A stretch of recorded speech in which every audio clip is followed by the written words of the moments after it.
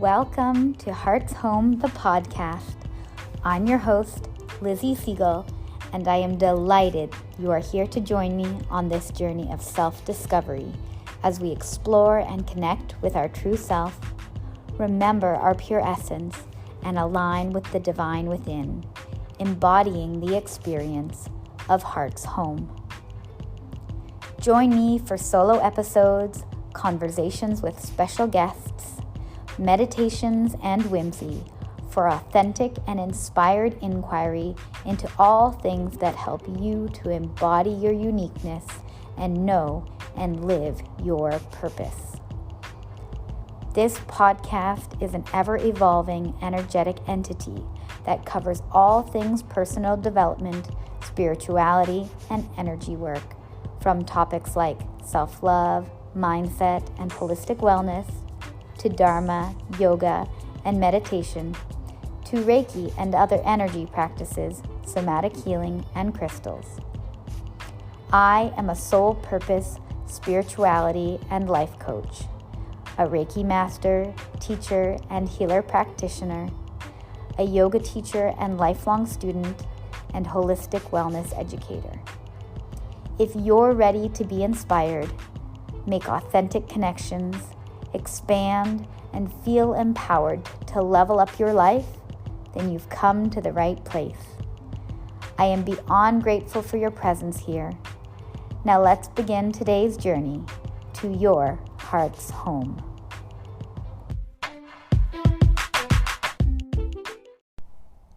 Hello and welcome to Heart's Home. I'm your host, Lizzie Siegel, and I'm so grateful that you've joined me here today.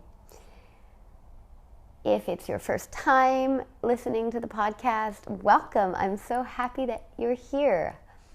Know that it's not by coincidence, that this is exactly where you're meant to be right now. So trust in that divine timing, and I hope that this episode offers you exactly what it is you need. Anything that resonates, take it with you, and anything that doesn't, please feel free to leave it behind. And if you are coming back to the podcast, thank you and welcome back. I'm glad you're here with me. I took a little bit of a break to pause and regroup. I spent the last couple months reflecting, reevaluating, and recalibrating in so many areas of my life.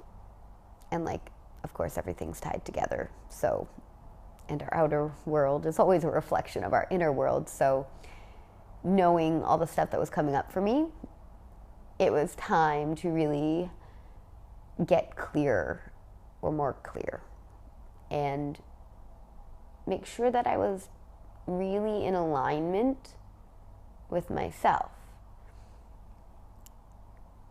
Because walking this spiritual journey, it's not to say that I'm always going to be in alignment. That's unrealistic, and I know that I'm not always going to be in flow and doing things perfectly. I mean, I'm living this human experience as well. But what I have learned is that being able to recognize when I am out of alignment and then bring myself back into alignment, that's really what I've been teaching myself all along. And there were so many bits that just needed addressing. And so that's what my break allowed me to do. And it's definitely in part to the work that I've been doing on myself, some of it unknowingly and some of it very intentionally.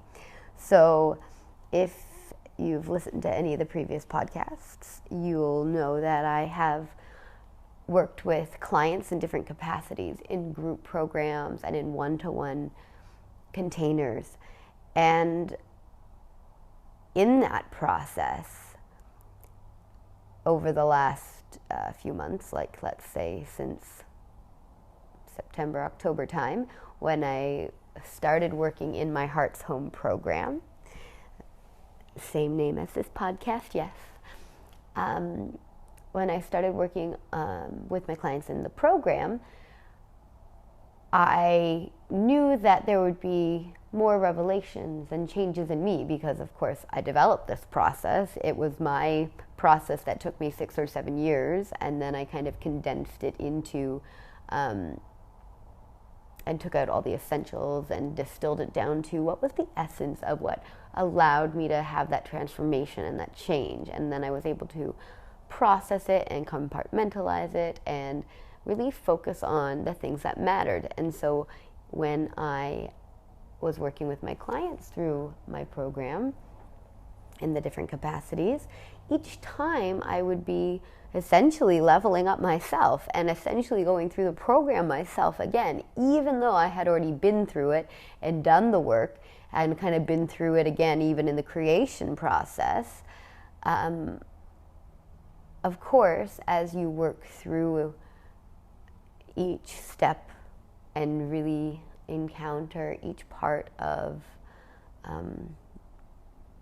the program, there's always more levels and more layers to uncover and more work to be done, because as I've realized over the last while, it's a healing journey and it's not going to be done. It's not like you start at point A and then you drive to point B and then all of a sudden you're like, you finished? No, we are continuously healing and evolving.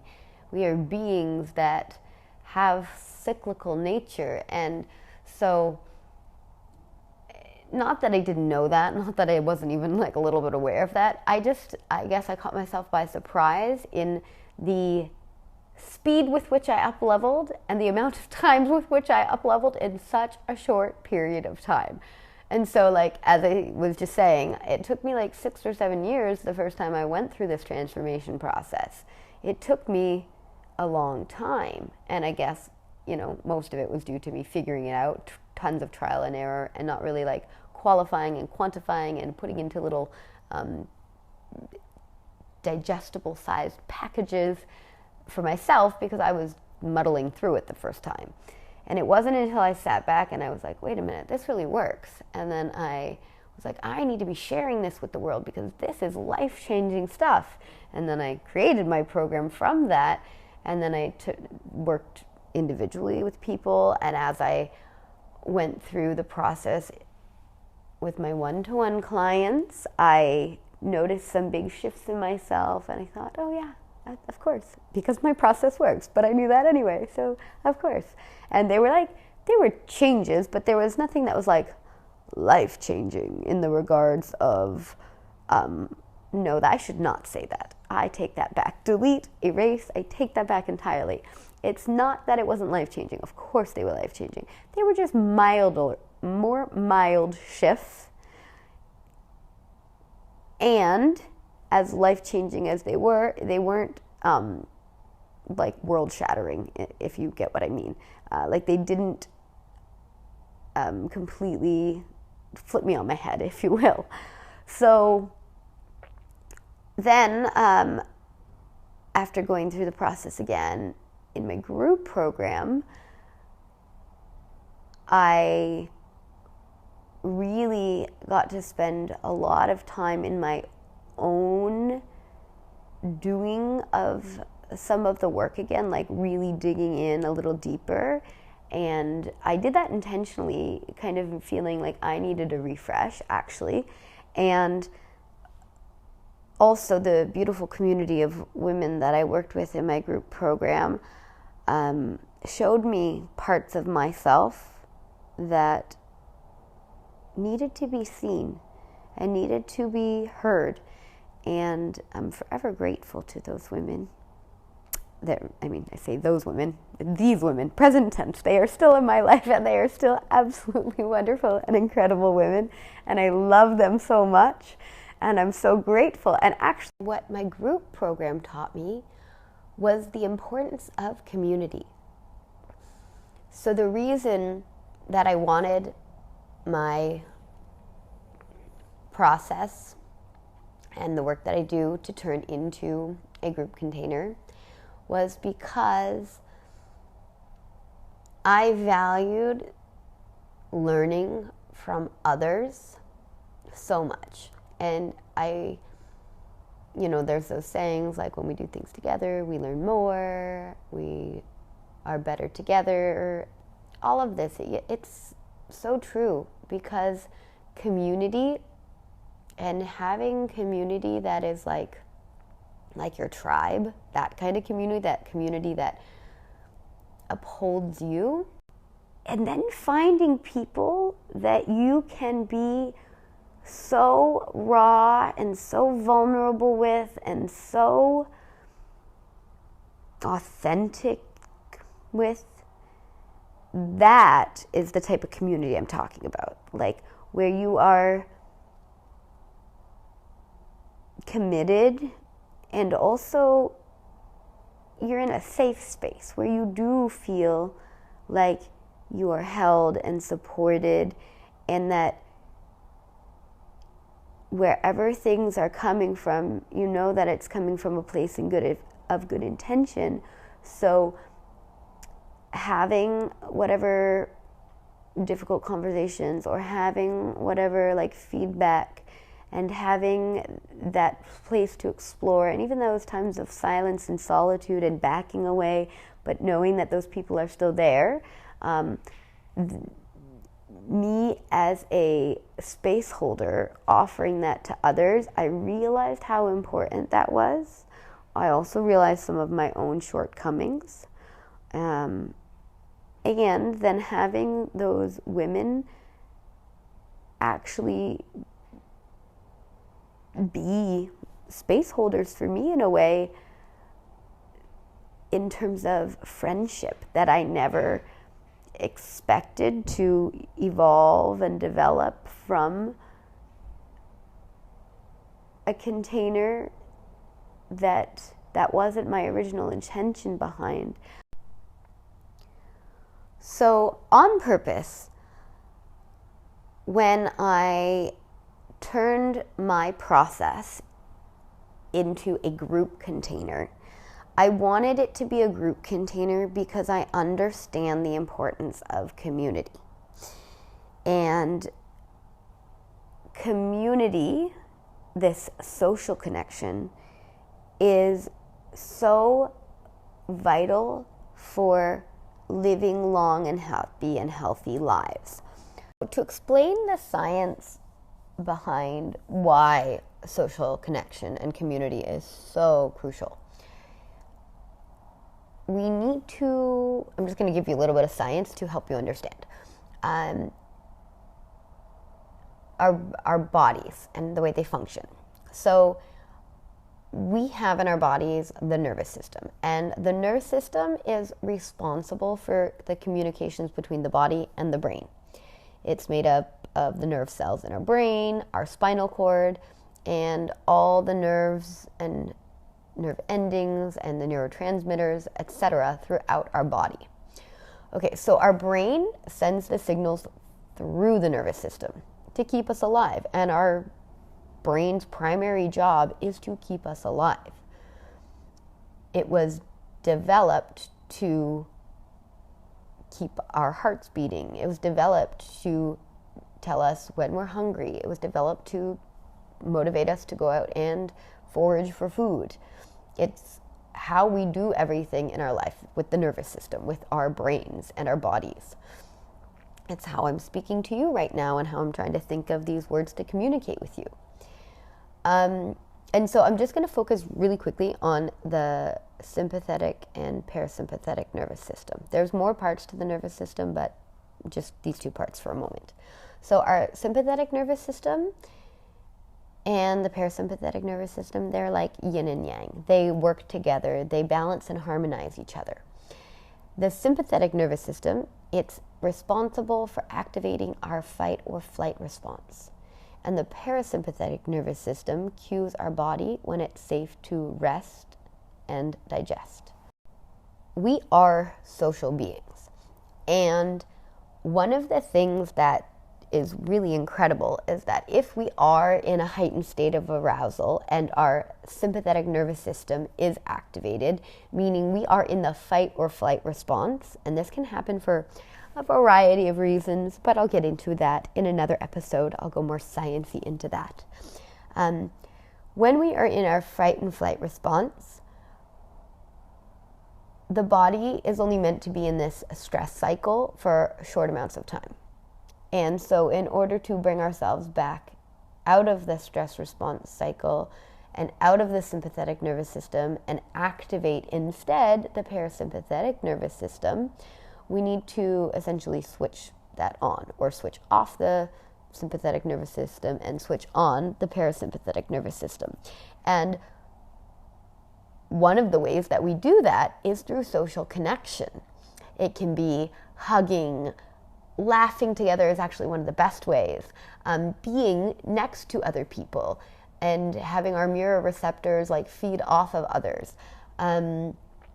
It could be that talking on the phone, just any kind of social connection that brings people together.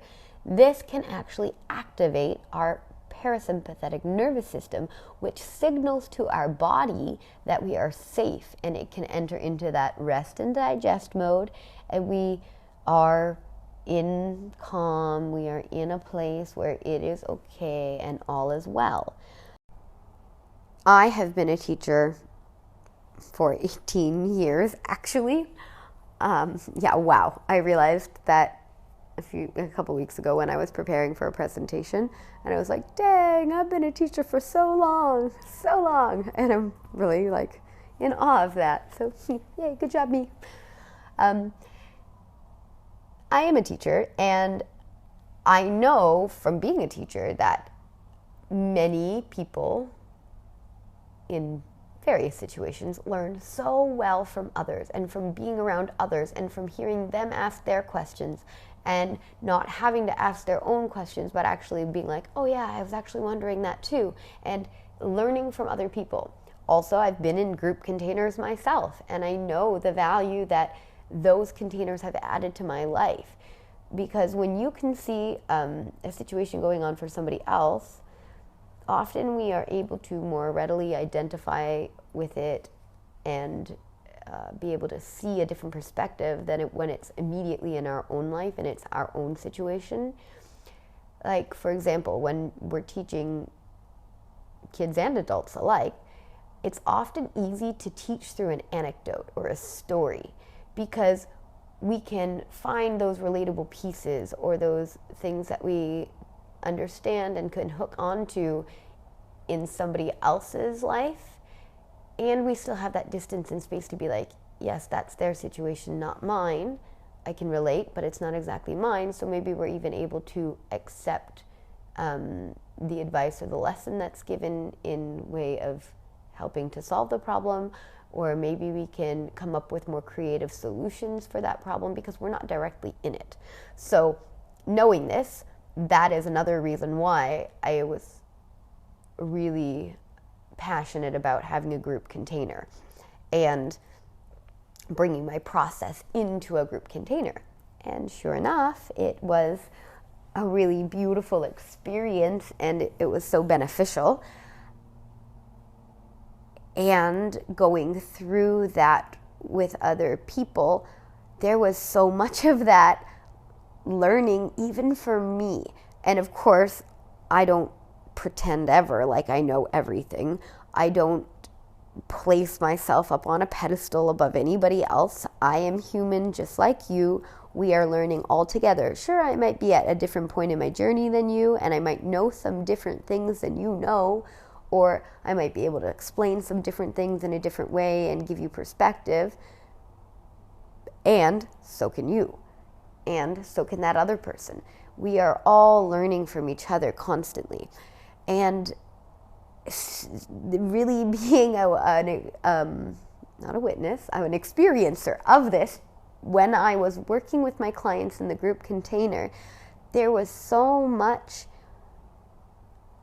reflection of myself because of things they might have mentioned or things they might have said or parts I could pick out of myself in their lives. I could pick out of my life in their life. And that gave me so much more clarity. And having these experiences and having myself work through my program in different capacities with different people, but all in really quick succession. Like it was bang, bang, bang. It was so fast. It was like I did my program, my process that I had taken 6 or 7 years to do. It had I did it at turbo speed, and I done it a few more times within just a few months, actually. And that was revealing for me. And it was so necessary for my highest expansion. And so while I didn't realize that at the time, but then after my one-to-one clients containers finished, and after my group container had come to a close, and I had kind of planned it all so that it would come to a close just before the winter holiday. As again, I'm a teacher in an elementary school by day still. I teach physical education to kindergartners, so it's absolutely incredible. So on purpose, bringing these containers to a close just before the winter holiday, I knew that I wanted to take a couple weeks off to really relax and just to take a vacation, because I love traveling, and I knew that if I was on vacation and was still having to work, then it wouldn't truly be a vacation. So I had planned everything in this timing on purpose. And then being on that vacation, it made all the difference in the world. And then leading up to that vacation, there were some things that I was kind of noticing and realigning. And having been through my program at turbo speed a few times in a few months, I really up-leveled a lot. And my consciousness expanded even more than I knew was possible in such a short period of time. My wounds were exposed in this process to myself and to my wonderful friends who were clients, and now they're friends, and now they're part of my tribe even. But there were so many things that came up for me that I had to really confront and I had to really deal with, because I had kind of been shoving some parts of me in a box or under the carpet or whatever you want to call it, just ignoring a lot of myself for a really long time. And it's funny because I can look back now and just with laughter almost for myself, not at myself, but for myself, go, you knew in that moment, didn't you? Why didn't you want to listen then? Or you had an inkling. What was it that made you just kind of plug your ears and walk the other way? So I can look back now and see some instances where I'm yeah, that was definitely incongruous. I was not being true to myself. And there were not a ton of instances, but a good amount where I could definitely be yep. And being on the vacation and having space from my regular life gave me that perspective. And so just when you can see from others a different perspective about yourself and a different aspect of yourself, I also know that when you literally change your place, your physical place, and your routine, let's say, that there can be some powerful transformations and revelations that happen, because it's you're on the outside now looking in, or maybe you're now on the inside looking out. And for me, it was more of that. I really was on the inside. I was aligned with my inner self. I was aligned more and more with my true, authentic nature. And I was on the inside looking out at my life and going, well, okay, we see it without judgment or without shame. I'm observing. And I was taking a lot of time to reflect and journal and like really talk things out with my friend who I took my vacation with, my sister from another mister. We took an absolutely beautiful vacation to Tanzania, Zanzibar. And she is also somebody that I so trust and can be vulnerable with. And she was really like being a mirror to me as well, or like maybe just holding up the mirror to me and getting me to really like reflect, but also being very nurturing and giving me that tough love in those moments that I needed, and showing me things that I needed to see, and having the voice that I needed to hear, which was so instrumental again in my up-leveling. And then I love synchrodestiny. And if you, I need to just tell you that I love it so much. If you listen to this podcast at all, you know that I talk about it a good amount. And angel numbers and people coming into my alignment, getting into flow state, like having things just come my way. Also, I'm a generator in human design, and it is my natural way to respond. And so the universe was just putting not tests, because they weren't tests, more like little breadcrumbs on my path the entire time we were on vacation to show me other ways it could be, other ways my life could be, and other ways that if I was living in alignment, or other ways that if I chose this kind of path, that this is how it could be. And so seeing all these beautiful little instances, and again, I will get into this stuff more and more as I share throughout different episodes, but I want to kind of stay focused and get to the point that I'm trying to make today. It's coming, I promise it is. Thank you for being with me as I articulate how to get there. So I knew that in order to really be the highest level of myself, and what that even meant, which really, when I kept coming around and coming back to it, it was the same thing. It was leading by example, and knowing that if I'm going to do further work with new clients, same clients, old clients, in whatever capacity I was going to do it, I needed to really step into my own leadership capacity and lead by example. And that was a thing that was pulling on my heart. And during vacation, I could just see that in the various instances that would come up, and I'd be like, "Ooh, that's a tug on my heartstring. Oh yeah, I gotta lead by example." And so I did the hard things that I needed to do in my life, and I had to really reflect on my worthiness. And while I know inherently I am worthy, just like anybody and everybody is inherently worthy, we all have our past, we all have our baggage, we all have our wounds, our triggers, our traumas. And I do deal with a lot of issues around worthiness and being wanted. And so that has held me in different forms of paralysis, different forms of self-sabotage, different forms of all the shadow work that comes up throughout my life, actually.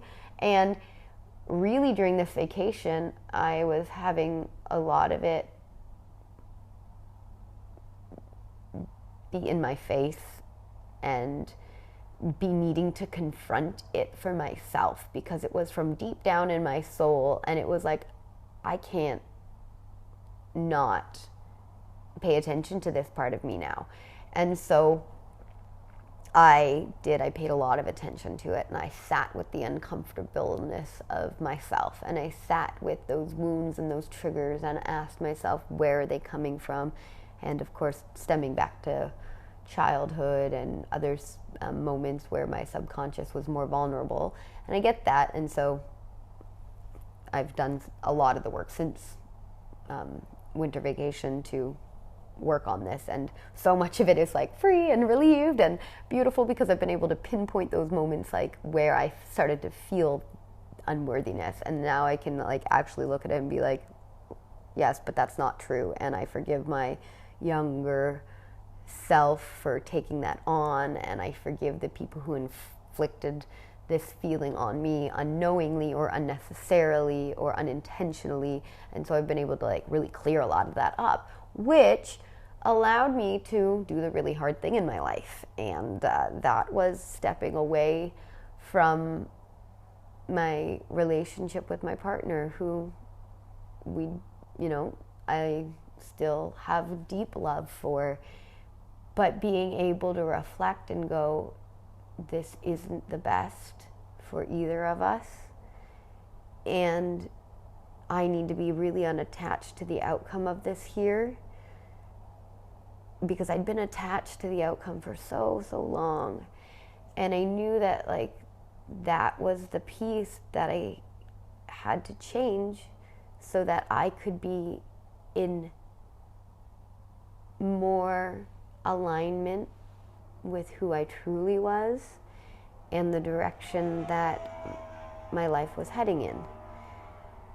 And sometimes people grow in different directions, and that's really what was happening with us, and we just wanted different things, and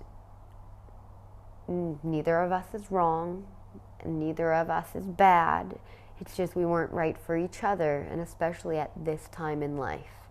And so that was a hard decision, and I had to make it, and I did, and I'm grateful for my strength that I mustered up over the winter vacation. I'm grateful for my people around me that were able to be my support system and help me to make the tough decision. Not that I really needed help, I had already made it myself, but like encourage me and check in on me to see like what's going on now, what's the next step, what's da la la. And so I spent January laying low and letting my heart feel all the feels, and letting my body move the trauma through it and release it, that worthiness, unworthiness trauma that stems from my younger years. And I took time to really, really slow down and honestly just be with myself and care for myself, because as a person in the holistic and wellness space, and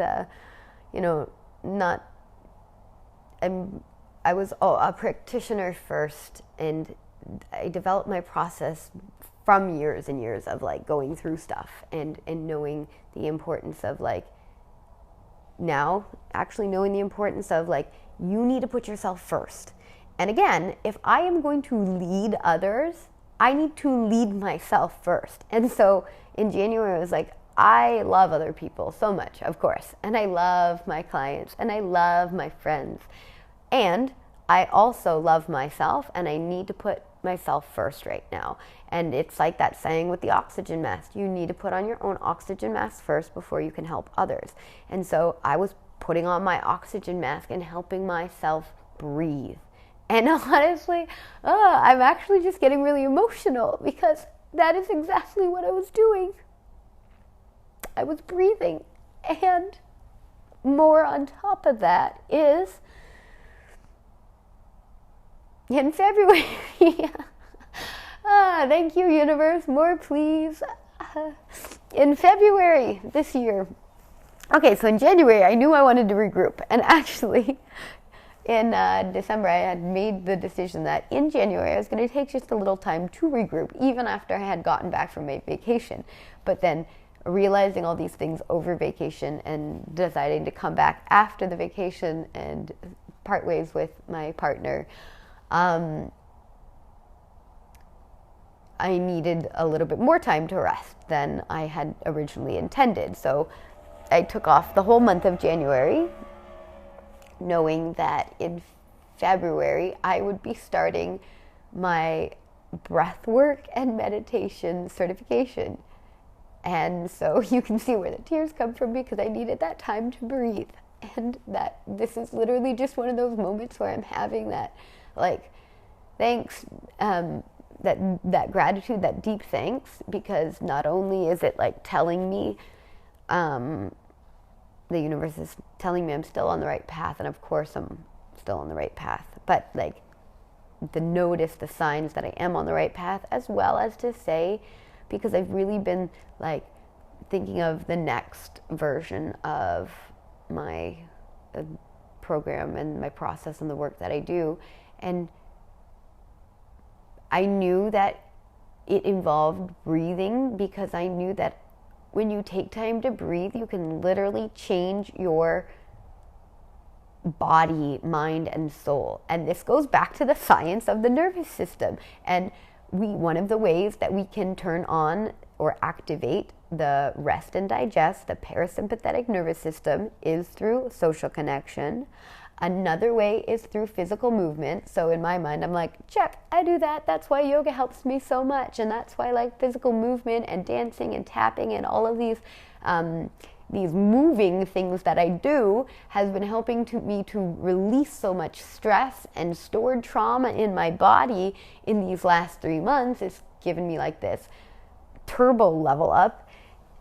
And one of the other ways, and actually the easiest way, and I say easiest meaning like most accessible and like actually literally just the easiest, because we do it automatically, but when we do it intentionally, it's breathing. We can breathe and activate the parasympathetic nervous system, because we have this nerve that runs from our brainstem all the way down through our diaphragm and into our abdomen, and it's called the vagal nerve. And this vagal nerve, when stimulated, activates the parasympathetic nervous system. And how do we activate it? When we're properly breathing. And even though like that might seem strange, like properly breathing, what do you mean? I breathe every day. Yes, but so many of us are actually not breathing correctly. And when we are able to take deep, full belly breaths, like breathing all the way down into our belly first, then filling up our rib cage and our rib space and our upper torso, and then sipping a little bit more air up into our chest, that is a full belly breath right there. That activates the vagal nerve, which switches on the parasympathetic nervous system and tells us we're safe. It signals to our brains that we're safe. And so through breathing, we can change the way we respond to stress. And through epigenetics, we know now that our cells actually respond to our environment, and our environment deeply influences the way that our genes express, instead of the ways of when I grew up, when we didn't know this stuff and we thought that nurture was not as nurture was not as controlling as the nature part of the debate, that our genes and the DNA and how they express, that's how we are. Like if you're a certain height, that's the height you're always going to be. If your family looks this way, that's the way you're always going to look, because we had more evidence to support that. But now the studies of epigenetics show us that actually our genes really do control ourselves to a great extent, far greater than we ever really realized. And now that the science is being able to prove that, more research has been done into why. And all of this beautiful science goes together, of course. And so, yes, we can change the way we are in the world by breathing, and we can change the way that we show up in the world and that how we process things by breathing. And so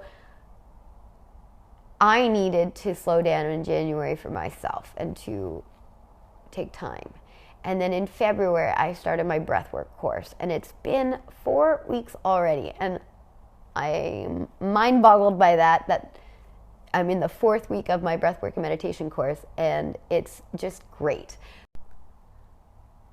And being a yogi, almost having my 500-hour certification, breathwork is something I'm familiar with.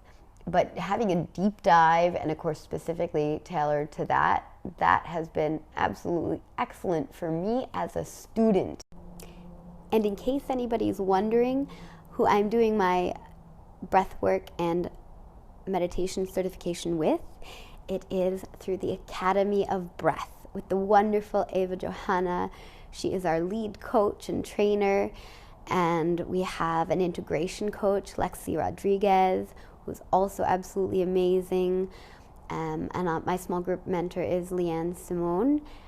These women are so incredible, and they're teaching me so much about holding space, especially, and the presence, and expanding my own capacity and potential, and I absolutely love it and adore it. And again, it's further affirmation that the work that I'm doing within my program, it's the work that is changing people's lives around the world. It might be delivered in a different package, it might be delivered in a different way, and yet it all comes back down to the same essence. And for me, that is like alignment with self and true self-love and remembering who you are. So I'm just so grateful to be in this container and in this energy of these absolutely beautiful humans. I'm so grateful. I've linked them all in the show notes below, as well as the Academy of Breath if you want to check it out further. Yes, it's absolutely beautiful. Okay, so being a lifelong student, I love exploring myself in this new way and using my breath as a tool to guide me and to come back into my body. Because I am so one of those people who just like needs to know the science behind it and know why does this work and how does this happen, and like, yes, I am super spiritual, and yes, I believe in all things woo, and I trust a lot of things without having to see. I just trust and believe. It's still really nice for me to know the science behind things, because I also have a really like academic part of me, and I like to know the science behind things, because then when I'm explaining it to others who maybe aren't so spiritual or are not like entirely convinced and need a little bit more evidence in the facts, it's great to be able to say, well, actually, like, we can look at our physiology, we can look at how our brain works, we can look at the nervous system to understand why breath is so important, and we can use it to come back into a regulated response. And that's really, really powerful. Also, taking this breathwork course, I had motivation to use it with my students, because when children are young, we can teach them breathwork and mindfulness. So I want to say, easily is not the correct word, but they're like sponges and they absorb everything. And small children also don't have that like veil of consciousness. So when you share with them these things that will help them to connect with themselves, it really works for them. And that's beautiful. So like, I wanted to use breath work with my students so I could teach them how to be mindful, and so that I could teach them self-control. And in another episode, I'll tell you all about how self-control and self-regulation are intricately entwined. But I really wanted to enable my students to have the tools to be able to regulate themselves and have control, so that they'd be able to be really successful in whatever endeavor they take on. And also knowing that I wanted to have more tools to work with my clients with, and be able to help them regulate their nervous systems through breath work, and teach them these same tools that I used in my daily practice, yet I needed to feel more confident in teaching to others. And so this breathwork course came at the exact right time, and the universe aligned it perfectly, because everything's always working out for our highest good. And not only did I need January to slow down, but I actually needed February to hold space for myself and be held in a container where I could reconnect with my authenticity. And it's been in the last week or so where I felt so much more connectedness, not only to myself, but to my community. I've felt so much more clarity on the direction that I'm headed in. I'm also taking another class. It's a course about time management and shifting the time paradigm. So not just working within the 3D confines that we live in of time, but actually becoming your own creator of the way you use your time. It's called Time Genius, and it's with Marie Forleo. I'll link it in the show notes below. It's the work that I teach within my own program that I don't really think that I thought I came up with it, to be honest, but it's what I had gathered. But so I came up with the module in my program for sure, and I came up with the words and the slideshow and all this stuff myself for sure. But I didn't think that I was the first person to ever think these concepts. It was more of a gathering of all this stuff I had learned throughout my 6-7 years of coming into myself and helping myself heal, that I had figured out these tools and strategies. But then when I took this course on shifting the time paradigm, more and more of what I'm doing was reaffirmed, because I'm that's what I was saying. That's what I was doing. And even some of the order in which the program delivers and the different aspects that it delivers, I'm that's in my program. That's what I did. That's what I do. And even some of it was a lot of it actually was in the exact same order. And I was it's just so affirming. So that was happening at the right time. This breathwork thing came at the right time. And all of that, all of these things, all of life was helping me to just streamline, I suppose, and get clearer and simplify my life, my process even further, because now there's just there's a couple tweaks to just even little fun sheets, for example, in my program. I want to just switch some order of two things, and I'm that little bit of switching the order on just those two pieces might have a huge ripple effect. And that's what growth and learning is all about. It's this constant evolution. It's this constant process that we go through. And it's so, so beautiful.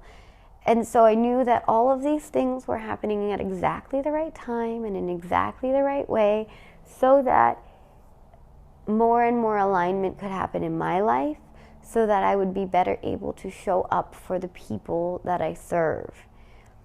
And that's been awesome. And I have been able to serve people in different capacities through January and February, just not in the same capacities as before. And so now that February is drawing to a close, March is opening up, and whenever March comes, I think about I was in a play when I was a kid. I used to do musical theater when I was young, from the time I was about 11 until the time I was about I don't know, 18, 19, somewhere in there. I did musical theater, and we did this one play called Carousel, and there's a line in a song that goes, March came in like, oh, I think I messed it up. Hold on. Yeah, it's like, March went out like a lion, awaken up the water in the bay. Then April cried and stepped aside, and along came pretty little May. Okay, so I hope that sounded good. I make me laugh. The random things that pop into my head. But yes, March is going to come in like a lion, and I can feel it, and in a good way though, because it's the time when, like, yes, I feel like we're ready to roar, and I'm ready to share my new way of thinking and this up-leveling that I've had, and just ready to lead even more so by example, because now I figured out, like, feel like that last missing piece of, or it's not the last missing piece, but it was the missing piece at the time of what was not in alignment for my life.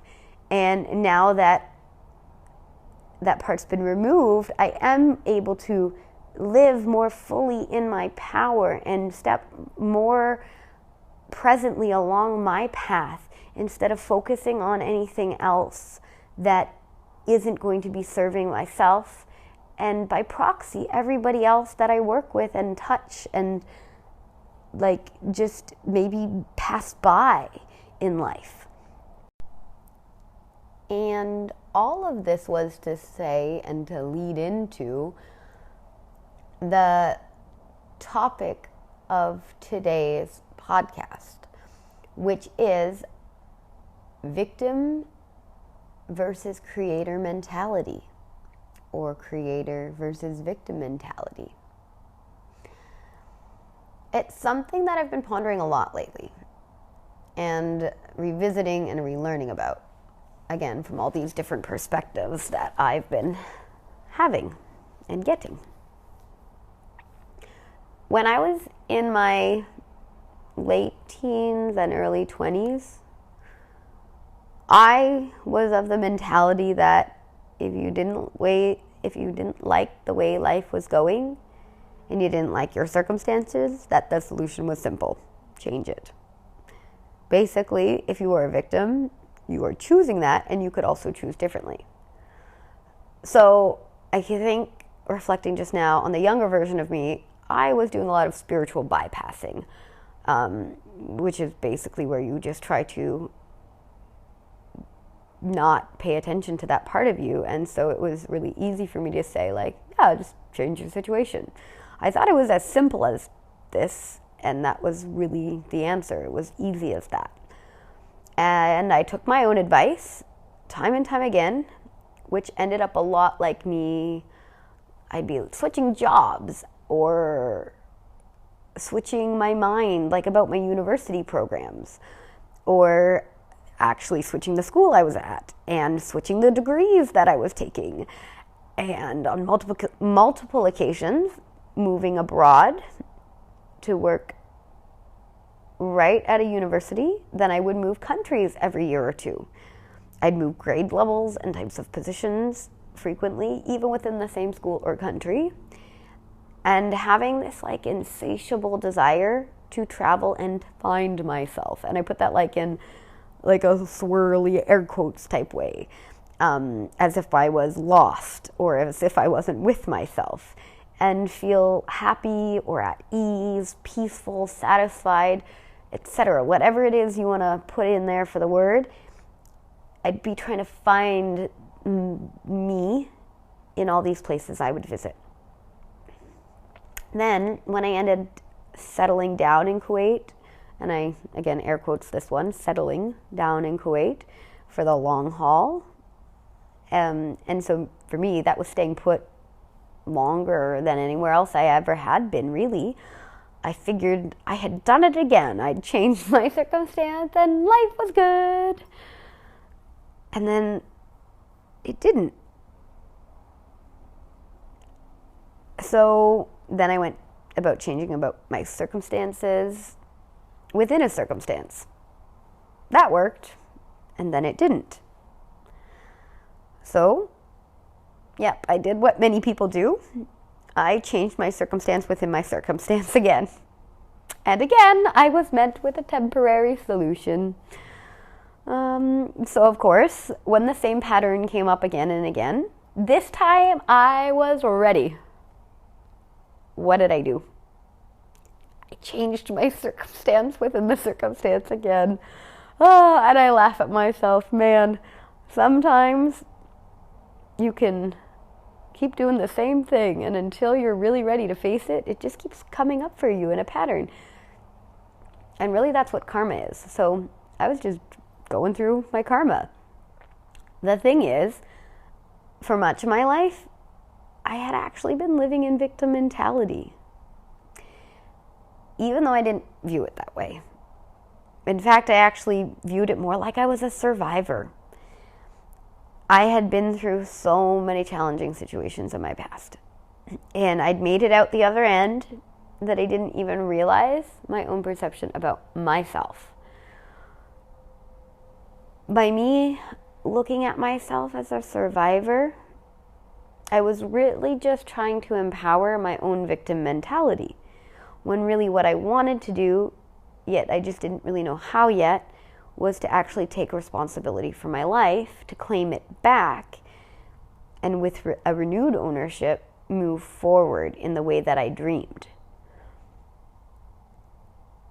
And I might even go so far as to say that I, now having broken a karmic cycle that was lasting for around 15 years, it's like, this is when I'm really fully stepping into my own self. My like, everything really feels aligned right now, and I have flow state evidence to suggest that as well. But being really ready to say, like, this is who I am, and this is what I want, this is what I desire. And of course, those dreams can change along the way, but like having a clear vision, it's powerful. And I recognize that my taking responsibility for my life was merely a step. And it wasn't actually the end result. Again, as proven by like what's showing up this year. And the pre-pandemic times though, this was where I was able to understand why I kept finding myself desperately desiring a change after like a mini life breakdown that I thought I solved. I thought I had recovered from. I thought I had already recovered from it. I thought I had already had my breakthrough from it. But I was truly unwilling to really look at my life holistically speaking. And I didn't understand that it was my whole lived experience that contributed to my version of reality. Yes, the circumstances were a part of it. Yes, so were my thoughts, my feelings, my actions, my outcomes. They were mine. It was my perception of my life that made it so. Instead of taking responsibility for all of those parts, I would keep myself really, really busy. I would keep myself changing it up a lot. I would find moments of temporary relief and bliss even through travels, which is my first true love, through my hobbies and friends. And from the outside, all was well. And I was still on the outside looking in. And again, the emotions are coming up so strong. Thank you, universe. More, please. Yes, I hear it. Earlier in this episode, I said this same phrase. It's like if you're on the outside looking in. And then I corrected myself to say, but really, I'm now on like, and then in January, I was like on the inside looking out. And this phrase that I just said again, being on the outside looking in, I prepare for my podcast by writing notes. I forget things, as you may have noticed, and I lose my train of thought and I go on tangents. And so I just looked at a note, my note, and it was that point again, on the outside looking in. And I wrote this note. I have to scroll up to the top when I wrote this, because I've prepared for this podcast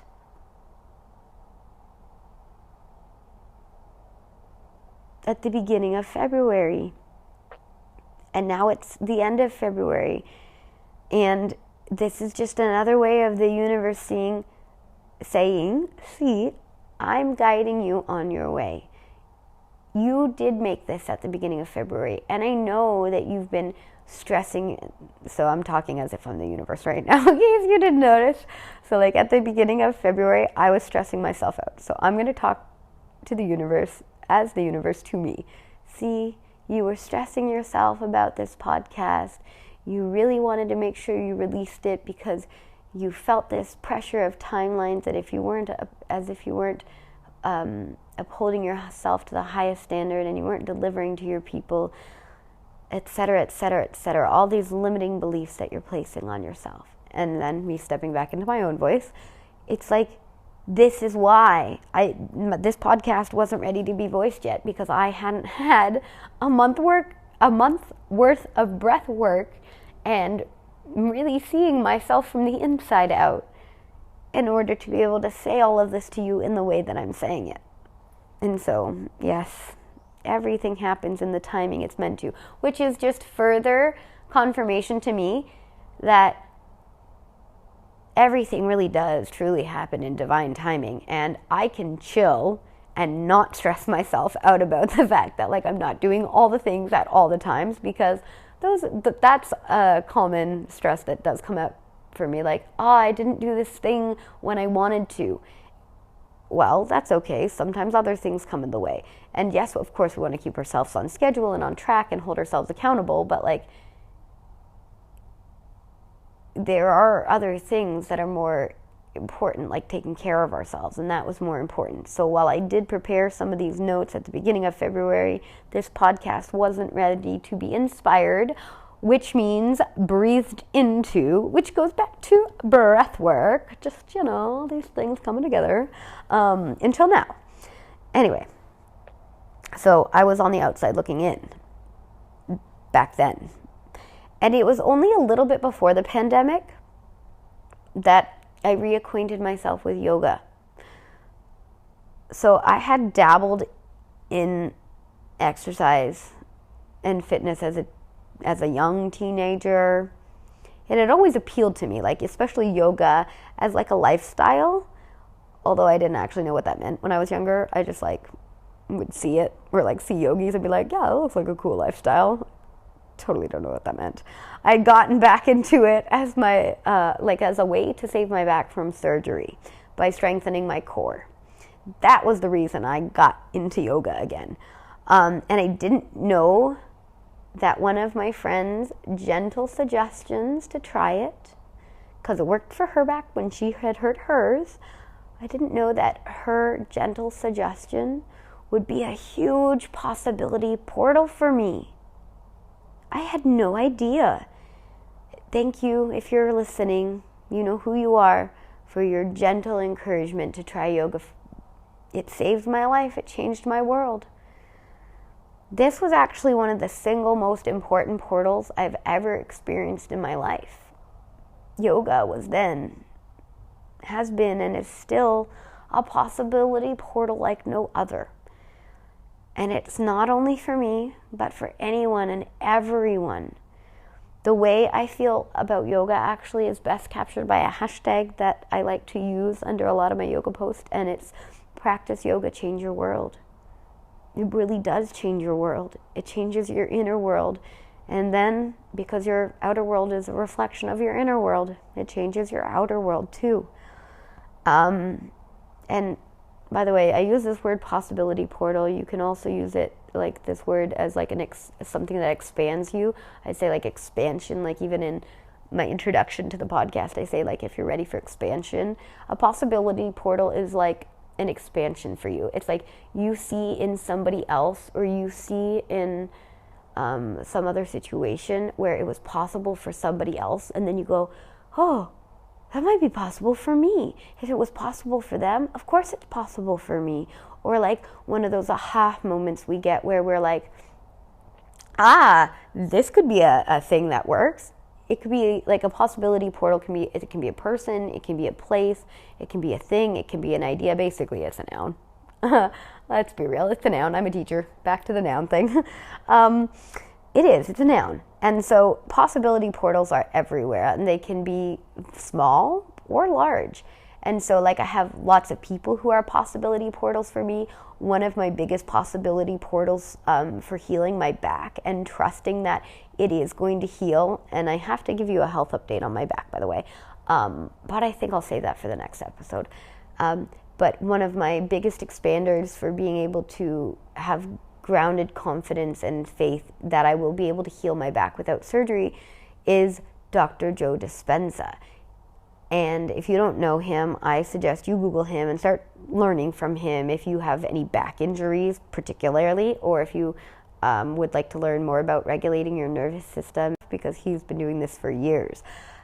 He healed his back, and the doctors wanted to fuse his back with rods and screws, like they want to fuse mine, but his whole thing, mine just part of it. And he said, no, I don't accept that. I'm going to heal it on my own. And he did. He healed it with the power of his mind, meditation, rewiring neural pathways, and again, this nervous system regulation, breath work, breathing, and being able to concentrate and believe that he could heal it on his own. And we can heal ourselves through the powers of our mind. And so my dear friend was an expander for me, as was Joe Dispenza, in holding this belief that I will heal my back on my own, not just on my own, but with the help of others, of course, one day, but without surgical intervention. And I digressed again. Go figure. So back to my notes, just picking up where I left off. What was I going to say? So when I found myself on the outside looking in, I wasn't really able to change and shift things. But then when I started practicing yoga, I found myself on the inside looking out there. My yoga practice changed that a lot for me too. And that's when my life began to shift. In 2018, I had picked up yoga again. And I was just beginning to understand mindfulness and like going inward then. But learning how to radically accept responsibility for myself has been huge for me the last few years. Especially even the last year. There's been even more pieces that I thought I had responsibility over or of, but I realized I was still giving away my power, or that I wasn't fully stepping into the responsibility and taking that responsibility for myself. And so I used to think that my circumstances were the part of my life that I could control. And so that's why I was changing my circumstance all the time. I didn't used to understand that there's so much more that makes up our lived experience than just those circumstances and living it. And actually, I didn't really think of these things in that meta sense much before, because even though I had been like taught or exposed to these ideas in high school and in university, I was living myself asleep before. I was not yet awakened, or awoke, as I like to say, to be young and hip. Actually, I just like the way it sounds to say awoke, so that's why I like to choose to say awoke. So before, let's go back to before. Before, I thought I was my thoughts. I thought I was my feelings. I thought I was my problems in my situations, and I thought I was the result of my circumstances. And I hadn't been confronted with the important truth yet. I, the true I, the highest self I, the authentic I am not those things at all. Because I am the awareness that is aware of all the thoughts, the feelings, the circumstances, the results, etc. and I wasn't yet aware. I wasn't awoke yet. Awareness. That's what I had experienced in the moment that I went inward on my yoga mat one day. I had a real moment of awareness.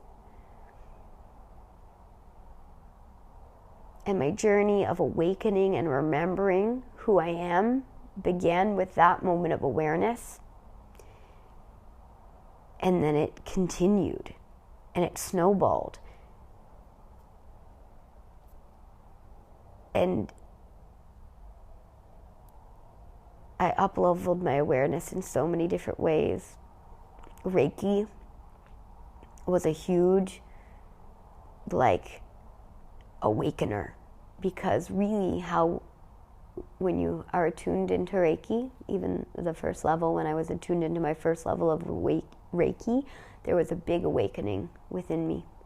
And my consciousness and my awareness expanded. And that's probably when the snowball really started picking up speed. It got real heavy and started rolling downhill. And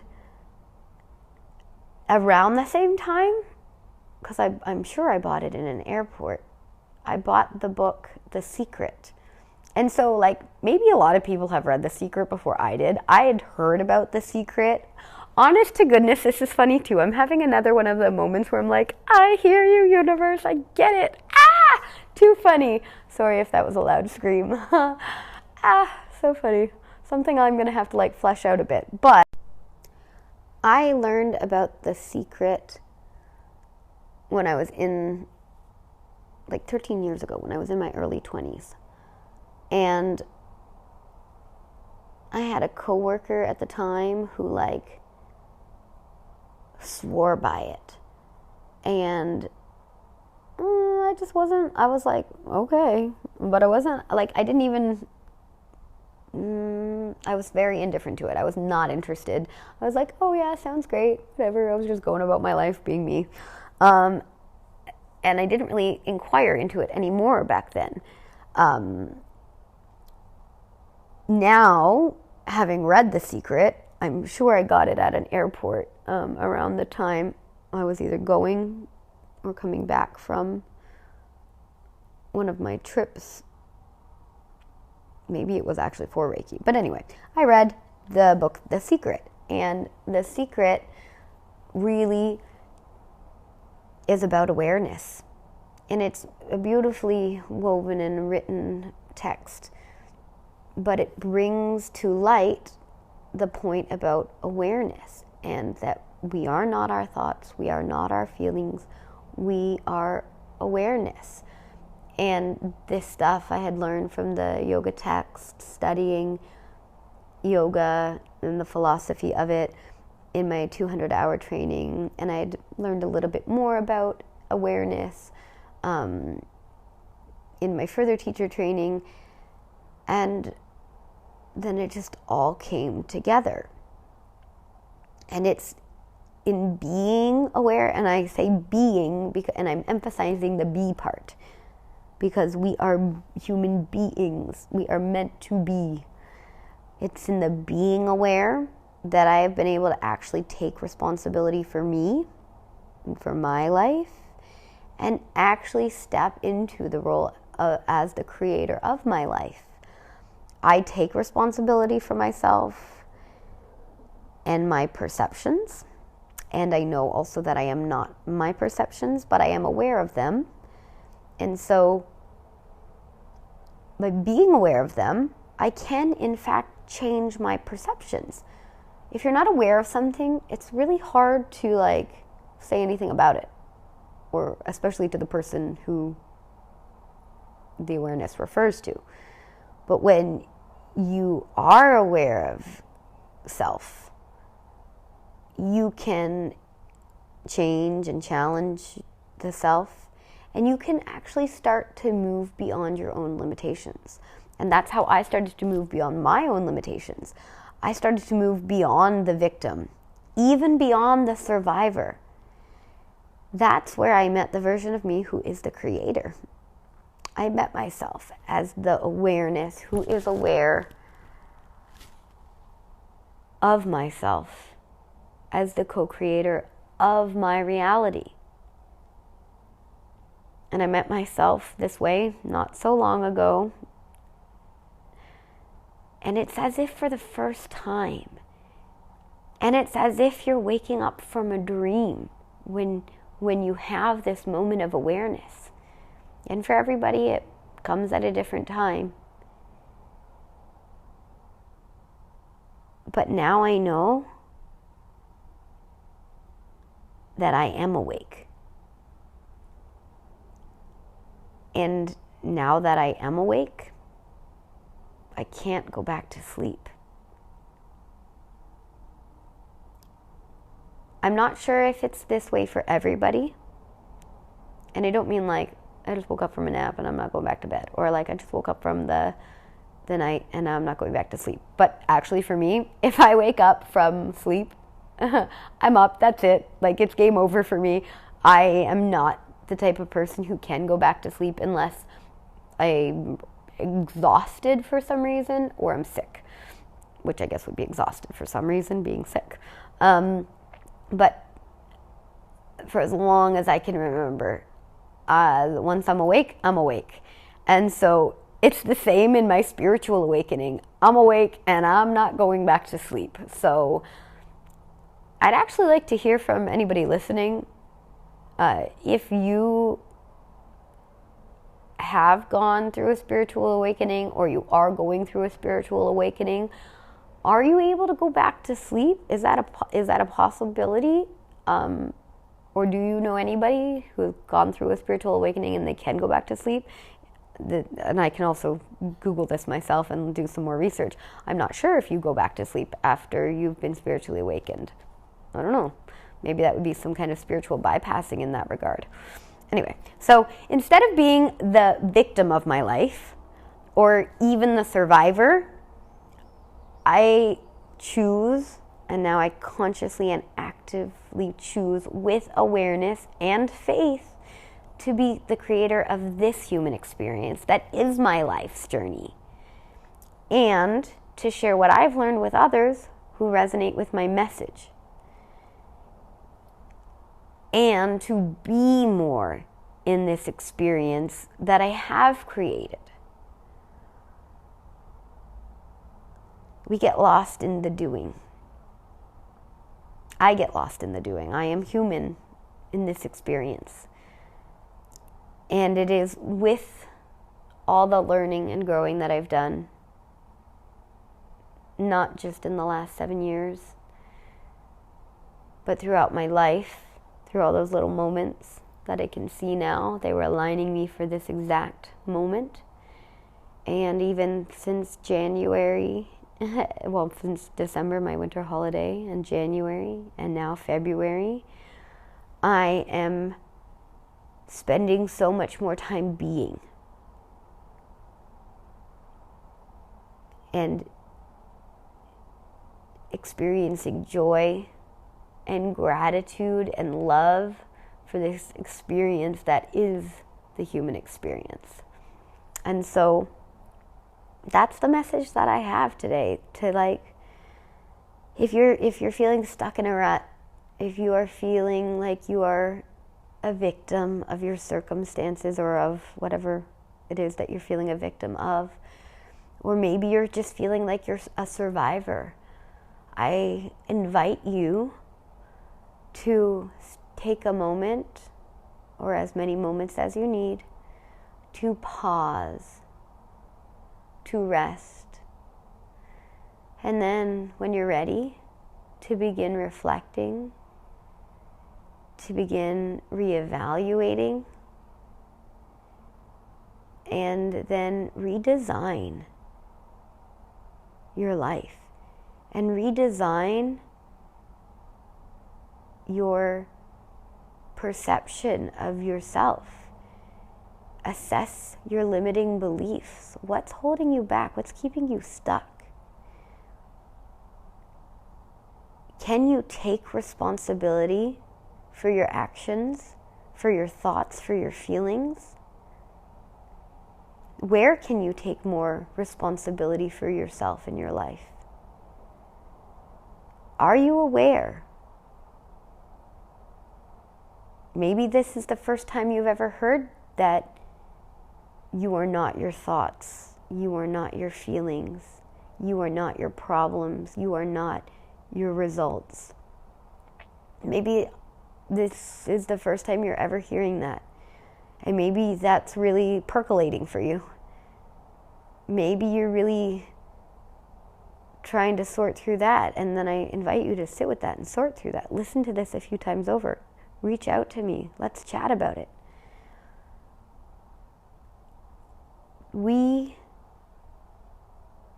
are the awareness. And we can literally create the life of our dreams. But we do first have to take responsibility for having that power. You have the power in your life. And even if it might not feel like that, even if there's some other situation that's getting in the way or something else that's like clouding this truth, you are responsible for you. And when you're ready to take that responsibility, and when you're ready to live in that space, then you'll be more open and more receptive and more ready to start being the actual creator of your life. And I am here to be a support and a guide along your journey. So really and truly reach out to me. Let me know you're there. Let's have a conversation. You can find me on Instagram at Namaste Plant-Based, spelled N as in Nancy, A-M as in Margot, A-S-T-E, plant-based, all one word, Namaste Plant-Based on Instagram. You can also email me at namasteplantbased@gmail.com. And of course, know that I am here vibing with you, sending the good and positive energy and love and light to you. So if that's what is helping you, please take that and know that it's available to you. I wanted to share with you what my coming creations are. So as you may have heard in this episode, I work with people in my one-to-one coaching container and in group capacity. My one-to-one coaching container is also called Heart's Home, the same name as this podcast and my signature process. And it's really where we do the deep dives into you, and I help guide you in a one-to-one environment through this process that I myself have done a few times over the last few months, as well as distilled down from my 7 years of trial and error. And so I know, and I can say with absolute certainty, that the process absolutely works. When you put in the time, when you put in the effort, when you put in the commitment and the dedication to yourself, and you do the work, the process absolutely works. It works every single time. And with coming into full alignment and authenticity and keeping with that leading by example, I am creating one of the things that lights me up the most and is also a little bit scary. And it's okay, because it is in the discomfort that we grow. We can't grow by staying the same. We have to grow by changing.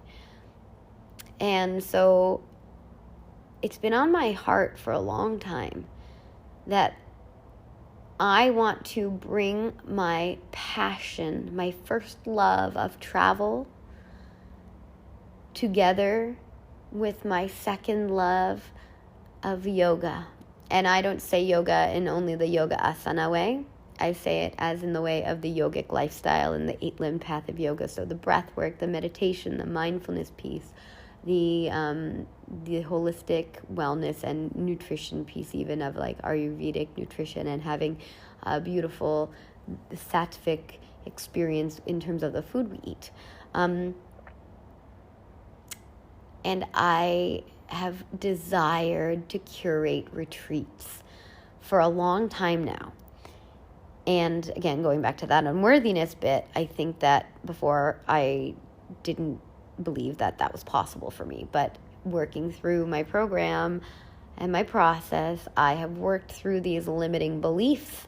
And I know that I am so worthy to share my love for retreats with others, because it is in retreats when we remove ourselves from those circumstances and situations. Just like I said at the beginning of the episode when I was talking about like with travel, it allows us to remove ourselves from our regular life and to have those moments of clarity and transformation. And retreats have been really instrumental in my life in helping me see myself in a different way, whether they've been virtual retreats, and they've been in-person retreats, and they've also been a retreat in terms of like from the regular, like it doesn't even have to be outside your own country. That's the thing I'm saying, because I've taken retreats with my own country and been like, yes, that's a retreat. Even a day retreat is sometimes just exactly what you need to just have that reprieve, that break from normal life, quote unquote normal life, so that you can see yourself differently, so that you can be on the inside looking out instead of the outside looking in on your own life. So I am beginning to curate retreats, and the first retreat that I am offering this world is also bringing in another thing that's been on my heart and mind too. And it was not just on my heart and my mind. It was a divine download after I had taken my Reiki master and teacher level. I was sitting in a meditation and I was asking for direction about where to go and what steps to take my business direction next. And I had a divine download from the universe, and it said, you are going to share Reiki, and you're going to share it in your own way. And there was more to it than this. I'm giving you the Reader's Digest version. And you are going to spread that light so that you can show others how it is possible for them to heal themselves as well. And I know that that's been there. And I know that that came to me in that way for a reason, and that it wasn't ready to be birthed yet until just now. And so in May, in Kuwait, I will be offering a weekend Reiki retreat where you will learn and become certified in Reiki Level 1, which allows you to channel and tune into divine universal energy, which is what Reiki is, to heal yourself and others on all levels, physically, emotionally, spiritually, and intellectually, through all timelines, across all dimensions. And it's just such a powerful tool that allows you to connect more with your intuition. It allows you to connect more with your spirituality. It allows you to connect more with others. And it's a beautiful training. It will be a Thursday evening, Friday all day, and Saturday until the mid-afternoon, where, of course, you will learn Reiki Level 1. I will teach you and provide you with the curriculum, the materials that you need, the practice, all the things that you need. And also, you will have the opportunity to practice yoga, breathwork, mindfulness meditation, and other types of meditation. I will teach you some little bits about ways that you can incorporate more balanced, energy balanced food into your lifestyle so that you can really serve yourself with the highest level of energy and put that into your body daily. And there will be opportunity for community involvement, meaning the community that we have there at the Reiki training. There will be lots of time for journaling, reflection, a little bit of self-study and learning, as well as shared practices. And there's so many more goodies that I have in store for you. I can't wait to share them with you. I am generating my waitlist right now. This is going to be a pretty intimate experience, and the dates will depend on the people who are signing up for it, as well as my waitlist, to be honest, because I will be seeing which weekend in May out of a couple choices that I have is more suitable for you. So again, generating the waitlist right now. If you think, and if this is like tugging at your heartstrings and you're like, yes, this is what I've been waiting for, or like if I've just been an expander for you and you're like, if she can do it, so can I. Absolutely, yes, you can. I totally believe in you, and I will be here to cheer you on along the way. If this is something that you think is right for you at this time, please reach out to me right away. Send me an email at namasteplantbased@gmail.com and let me know you want to be on the wait list. And I will start getting in communication with you, because in order to get the rest of the ball rolling, I need to have these little pieces in place. As my mother would say, I'm getting my ducks in a row. So I'm getting all my little ducks in a row, and then this retreat is coming to fruition in May 2023 in Kuwait.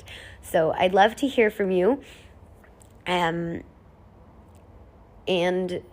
yeah, that's what I'm creating right now. Also, I'm working on my newsletter and to send that out with more consistency. So if you'd like to be added to my newsletter list, you can email me at namasteplantbased@gmail.com, and I will add you to my mailing list. If you're already on my mailing list, no sweat, you'll be getting it too. And I think, my dears, that is all that I have to say. And so, to leave you with a couple reflection questions and some mantras that you can carry with you into your life.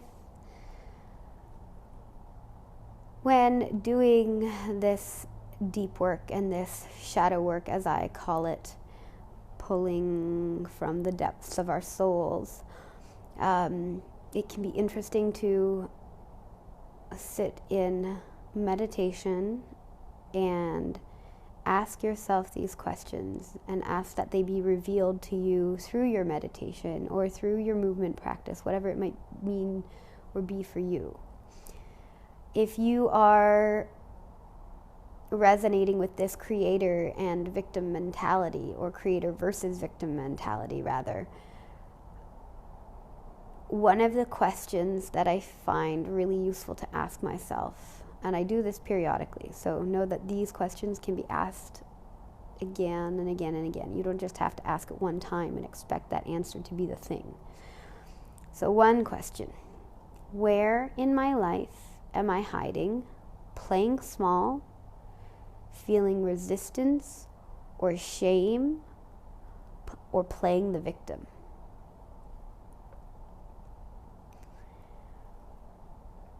And another question: where in my life do I feel like there are gaps I need to fill?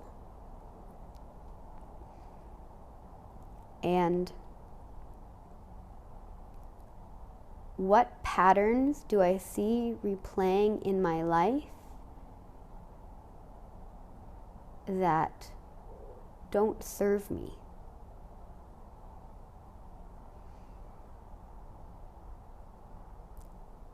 And some mantras that I really encourage you to repeat to yourself daily. Write them down, post them around your house, and even tape them onto your water bottle or your coffee cup or whatever beverage you drink, so that the intention gets infused into your beverage, and that energy changes the vibration of the beverage. And this is something that I teach within my Reiki program. So if you're like, what is this? I'll teach you so much more about it. And you can also find out more from me. Just send me a DM and I'll chat with you about this. But anyway, you can put these affirmations and infuse them into your life. So one of the affirmations, the most basic one, but I do repeat it to myself daily, and I use it periodically throughout my day. I am worthy. Now, if that's not really resonating with you yet, maybe you're not quite there and that seems like quite the leap to say, you could try one like, I am working on my worthiness. I am stepping into my worthiness. Another mantra I offer you is, everything is working out exactly as it's meant to, in exactly the right timing. I trust the universe. And finally, who I am is who I am meant to be. By being me, I shine the brightest. So thanks for being here today, and I look forward to connecting with you in the future.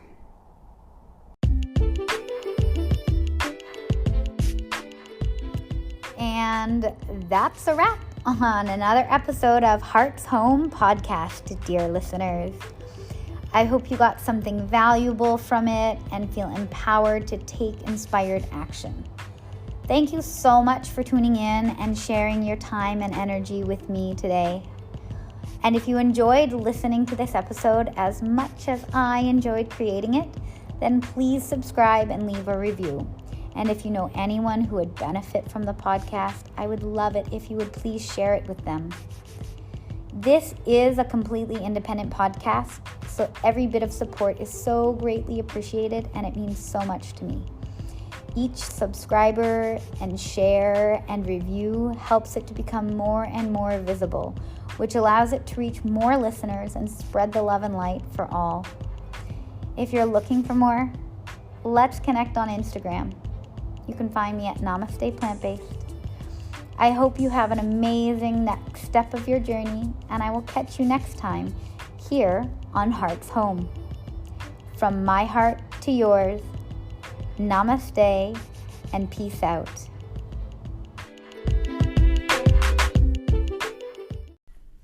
Hello, lovely beings. I am so excited to have you here, and I'm so grateful that you're here and listening to another episode of my podcast. This podcast is episode number 6. And 6 is my favorite number. Well, 6 and 26. So it just feels special somehow. And it also feels really special because I'm at this fun stage in everything where I'm playing with the universe and I'm just in flow with the universe, and I'm watching my manifestations happen. I'm seeing all the things as they are. I'm really sensing into energetics, and so much is coming through for me, and it's really amazing. It's really fun. It's really incredible. And I'm having so many moments of just absolute awe and wonder and joy and pleasure. So good. And I'm also really starting to learn more about myself and the way I operate in this world. You know, I've been independent now in my being and my sovereignty, and not in a relationship now for a few months, and that is pretty huge, because when you've been in a relationship for a long time, I mean, maybe for some people this is not true, but for me, I feel like my self and me maybe got a little bit lost for a while, and maybe longer than I'd even like to admit, because I was just not listening to myself for so long. I was not at all listening to my intuition for the last little bit, and I was just, I was like, had this internal struggle and war going on for so long. And so now that like I don't have that at all to focus on, literally all my focus has been on me, my business, my work that I do during the day at school with the kiddos, and like just kind of sorting stuff out. And when you go down the rabbit holes of sorting stuff out, at least if you're like me, it is a never-ending tunnel, and it's so fun.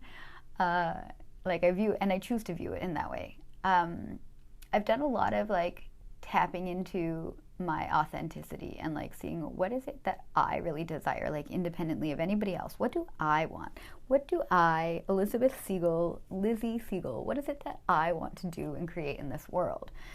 Not following what other people say, not necessarily like taking advice from anybody. And actually I've stopped taking advice from people for a while, and not in like a bad way. I think I just realized how much I had been giving my power away for so long that I needed to stop asking others' opinions and just tune inward and tap into myself and really listen to myself. So the last time I did a podcast was like at the beginning of February, I think, or middle of February. I can't remember the exact date, but it's been a while since the time has passed, and that's the point. And in that time, my gosh, I feel like I've been growing at light speed. That's a weird thing to say. I feel like I've been like moving at light speed. Or I guess you could say growing. That's not so weird. Anyway, I've been taking my breathwork and meditation certification with the Academy of Breath and the wonderful Ava Johanna.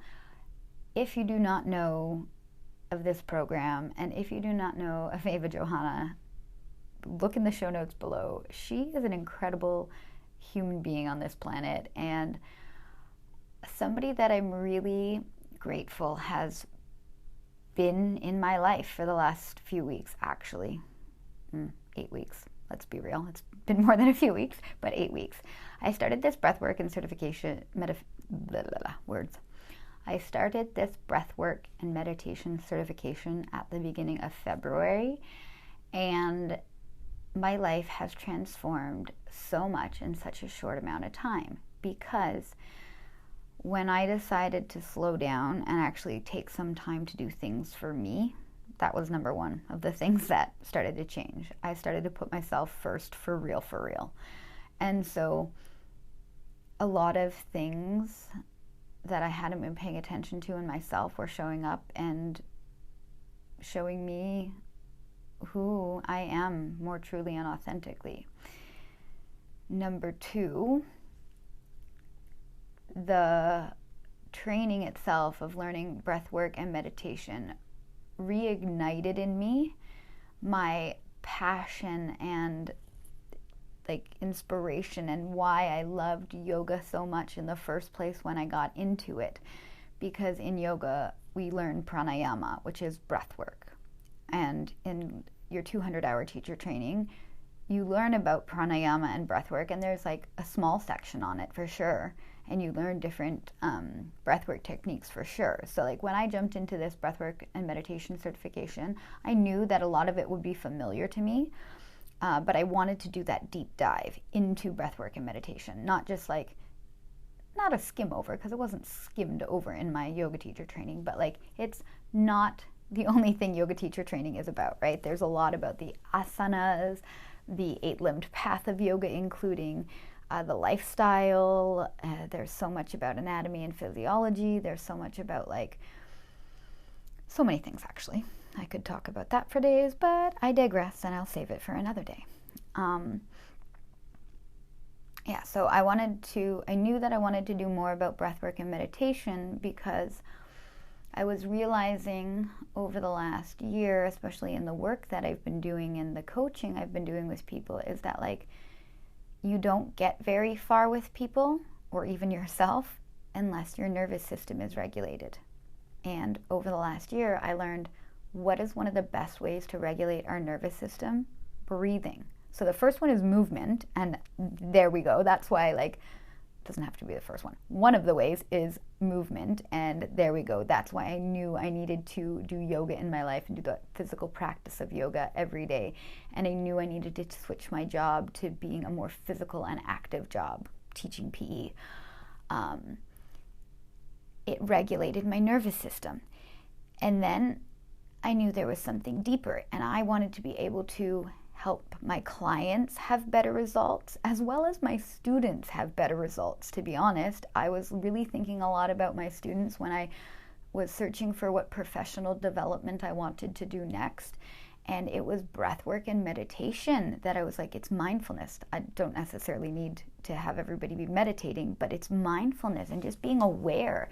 And so I thought, how can I infuse more of that into my practices and into my business? And it was like breathwork, absolutely, because we can regulate our nervous system through movement, we can regulate our nervous system through breathwork, and we can regulate our nervous system through social connection. And so I'll talk about social connection and movement another day, but let's focus on breathwork for right now. I took this breathwork certification because I wanted to have a bigger impact with my students and with my clients. And I knew that I needed to help them be able to regulate their nervous systems, because you don't get very far in really anything if your nervous system is not regulated. And so I started exploring, this was probably a year ago, I started exploring about different breathwork certifications that I could take, and I spent a long time searching different ones, and then I came upon this one, the Academy of Breath with Eva Johanna, and the energy right away, I was absolutely drawn to her and drawn to this course. And it's an online certification, and I love online learning. It's one of my favorite ways to learn. Which reminds me, I should do an episode one day about how I grew up doing a lot of online learning before it was even really a thing. Note to self and everybody else, stay tuned, that will be available one day. But I knew that I wanted to work with her. Really, really I knew. And I was also okay, but right now I'm doing so many things I couldn't. There was a round that was maybe going to open in the fall, I think. And I was like, no, that's not the time. I don't have the capacity to add something in. And so I was like, okay, but I'm going to be on that wait list, on that notification list for the next time it opens up, I'm in. And I was really fortunate enough, because my school, where I work, we get professional development money. And if we have something that is really something we're passionate about and it relates to what we do in our school, we're allowed to use our professional development money towards it. And I was like, this is the perfect, it was again one of those manifestations. It was like a gift from the universe for me, because I could have spent the money out of my own bank account, but the point here is that this really touched home with what I wanted to be doing with my students. I wanted to be teaching my kindergartners how to regulate themselves so that they could be more successful in life.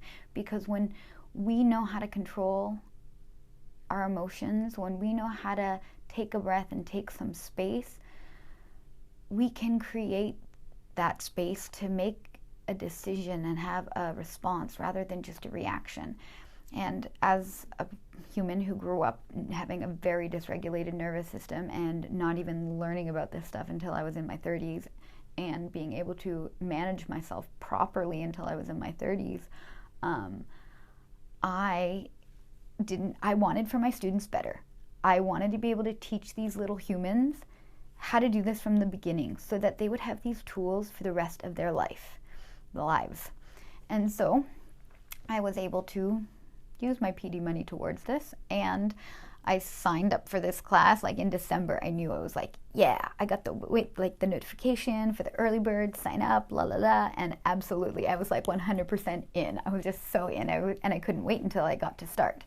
So then fast forward to February, when I actually did start this breathwork course, and even in the first week, I was like, oh, this is going to be incredible, because like one of the first questions was like, who am I going to be or step out of this container in 12 weeks, who am I going to be then? And that just opened up a world of possibilities for me.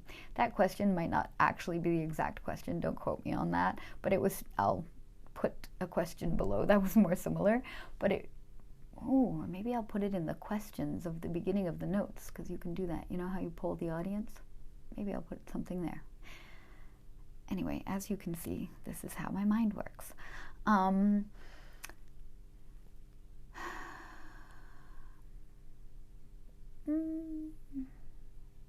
Right. So I really, in the first week, was already confronted with like, who do I want to be going forward in my life? Now that I literally get to choose any path in any direction again, because I no longer was in my relationship, so I no longer had to consider somebody else. It's like, who do I want to be? And so for the last 8 weeks, boy, have I been doing some soul searching and wondering and questioning and digging and like exploring, who do I want to be? It's like I get another chance to like be my most authentic version, or really it's just an evolution, but it feels like another chance to me. And this is my kind of whole point. Like, I am always so excited and grateful about these opportunities that arise in my life. And that is what brought me back to my essence. I was like, oh yeah, do you remember who you are? And I did remember who I am. I am this free spirit, and I always have been. Since I was young, I walked to the beat of my own drum. I was that weird kid at school. I was that child who would dance and sing and prance around randomly. I was that kid who, even though I had the fear of God and my mother instilled in me, I would still like kind of break the rules just because I was like, it doesn't feel right to me. Why would I do it that way?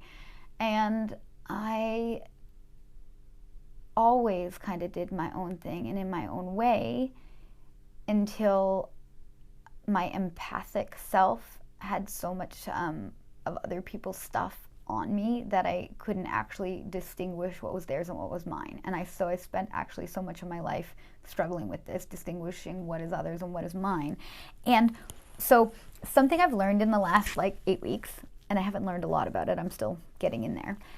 I've learned about human design, and I can't even really summarize human design super well, other than to say it is kind of like it's kind of like an astrology, but so it uses your birth time, your birth location, your birth date, how the stars were aligned when you were born, and it dives deeper into how this shows up in your life in different ways, even so much as like explaining through your chakra centers, and well, they're called energy centers. And so it's like, for me, it's this like cool amalgamation marriage thing of your zodiac, astrocartography, your chakras and your nadi system, and how that shows up in your world and how you like express yourself in life. And so again, I'm just learning about this now, but what I have learned is mind-boggling, and it like literally makes me go, what? That totally explains me. And so the little bits that I do know, and I'm going to get a reading really soon by a person, because people like train to read these charts, and I'll put a link below of like a couple podcasts I follow and a couple links that I've used. So De Luna, I listened to their podcast because they were linked through some other podcasts that I listened to, and they have a very appealing chart to look at and read, and it's free to get your chart. And then they do readings, but they also recommend other people who do readings. So I'm going to have, inshallah, one of their people do a reading for me to explain my chart more to me. And the point of this is, oh yes, so what I have learned about myself is that I am a generator, which makes perfect sense for me. And a generator is somebody like who does and creates in this world. And the other thing I learned is that generators, they can keep going on a project that lights them up like an Energizer bunny. And for me, that has been so incredibly true my entire life. Like if I love something, I will not stop. I will go down those rabbit holes for hours and I don't get tired, like not even a little bit. I just love, love, love to do the things I love. I also learned that I am a 4-1, which is an opportunist investigator. That's my profile, I think is what you call that. And that I have, this is a special one too, apparently. It's a very rare part of the population, or like a small percentage of the population. And I actually am here because I don't have a lot of karma to resolve, personal or transpersonal. So I have like what's called the bonus life. So I literally get to be here on Earth this time around to like not do whatever I want, but essentially do whatever I want, which all again explains so much. Like I get to like express myself in the best way, pardon me, and the highest way possible for me, and whatever that looks like to me, I can make it happen because I'm a generator. Also, I can totally make it happen. And there was some other things that were interesting. Oh yeah, my strategy in life is to respond, and that was pretty eye-opening for me because I'm like, yeah, that makes so much sense. Because like when I chase after things and when I try to force and push things, I actually repel so much, and I'm not in my magical magnetic self. But when I respond to people and just wait for things to kind of like come into my field and then I respond to it, it's so much more flowy and fun for me. I also dove a little deeper and like was trying to understand I think it's called authentic code, don't quote me on that, but like I'm getting there. I'm trying to understand. Part of my authentic design maybe is a better way to say it. So you have like what you express in the conscious and what you express in the subconscious, and like my gate or my number one thing maybe in life is to be joyful. And I was like, oh my God, I absolutely love that, because yes, that is me. I just want to be joyful. I just want to have joy in my life. And so that resonated so, so deeply. And the second one, I can't remember what it was. I have to go look because I've looked a million times, but I keep forgetting it. Hyperboles are my thing also. Obviously, I haven't looked a million times, but hey. And then in my subconscious way that I express myself, one of the things was like wanting to have freedom. And I recently really uncovered how much freedom was so important to me. And that can be like freedom in all the ways, like location freedom, financial freedom, physical freedom, just being free. And that for me was huge because I was like, I already knew that. I did know that, but it was like kind of subconscious and kind of hidden. So now that I'm like really aware of that, I'm leaning into that. And there's another like unconscious one that's really important to me too. But again, I'm learning. Once I get this reading, then I will share more with you guys. And then the other thing that was really important there was like my, there's a strategy, which is how you respond. My strategy is to respond. Oh, and then like, I don't know I can't remember the name of it, but like how I know things. Maybe it's my response or something.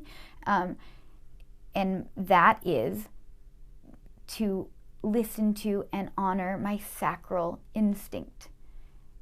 And for me, that was mind-blowing. And like, I get emotional thinking about this because I was raised by people and surrounded by people my entire life who this was not their strategy. I think it's called a strategy. I need to actually look at that.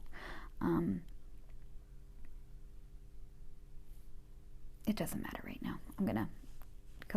I'm also trying to not to like just make this episode without editing it, because I'm trying something new where I just flow with the things, and you hear all these random thought processes that I have in the middle and how my mind works.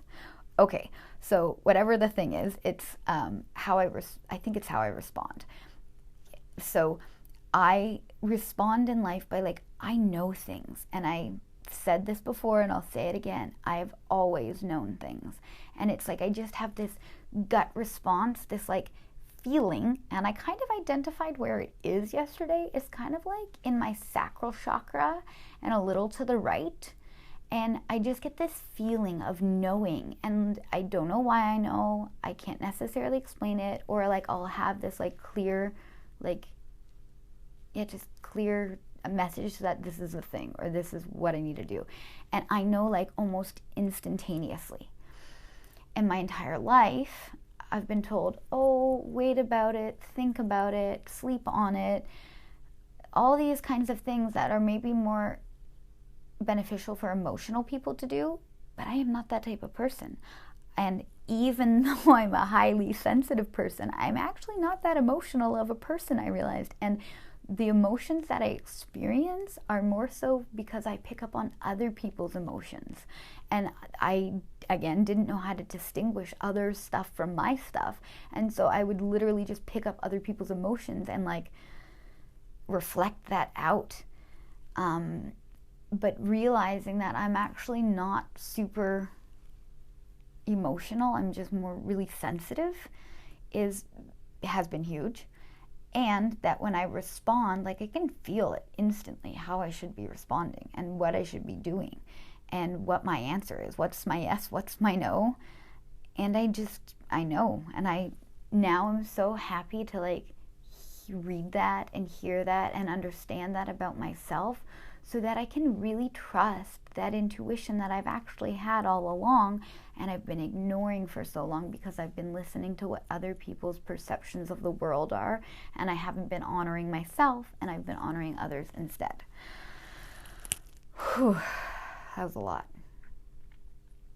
Okay, so I feel kind of off track and a little bit mixed up about all the things I've been talking about right now. And I also know that they're all super connected. So even though I have this like feeling right now where I'm tempted to like pause and stop and then just, maybe even like edit so much of this episode, I'm like, no, you had a divine download this morning. That's what you're going to share in a second. And all of this led up to that so that people can kind of understand where this mind of yours goes and how it functions. Right. So as I've been creating new things in my life and creating space for myself and holding space for other people as well, I've been really leaning into how I want to show up in the world and how I want to create space for myself and hold space for other people. So I've been doing a lot of full moon and new moon ceremonies, and by a lot of I mean like 4, but that's a lot because before I was not being consistent. So I've been doing 1 new moon ceremony and 1 full moon ceremony every month, and I've headed in the direction of them being more Reiki inclined and breathwork inclined and restorative yoga inclined, which is such a culmination of how the 8-limbed path of yoga and how the Reiki lifestyle got me into me again and brought me closer to my divine inner self and my highest self, and I listened to me. So I've been doing those moon ceremonies, and I just love a good ritual. Man, I tell you, rituals, ceremonies, they my thing, they my jam. They make me so happy, and I love to do them. So I've been doing that. I did a hybrid model.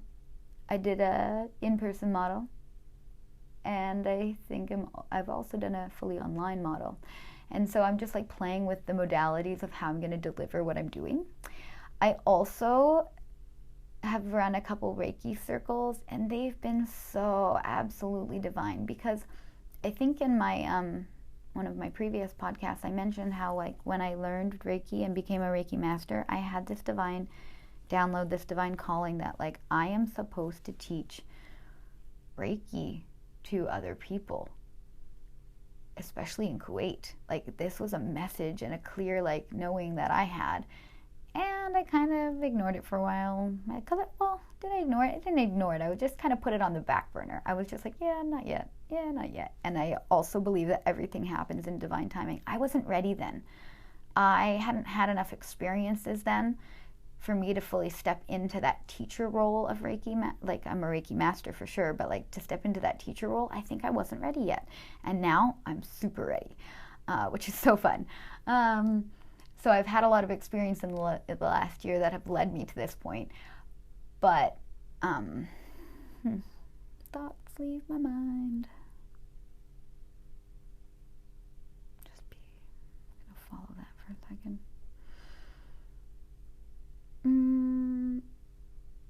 Right. So I'm ready now to like do these things. And then the other thing I've been creating in the meantime is that bit where I get to teach people about Reiki. And so I've been working on and building and organizing a Reiki Level 1 training and certification retreat here in Kuwait in May, the first weekend of May 4th through 6th, and I'm so absolutely stoked about it.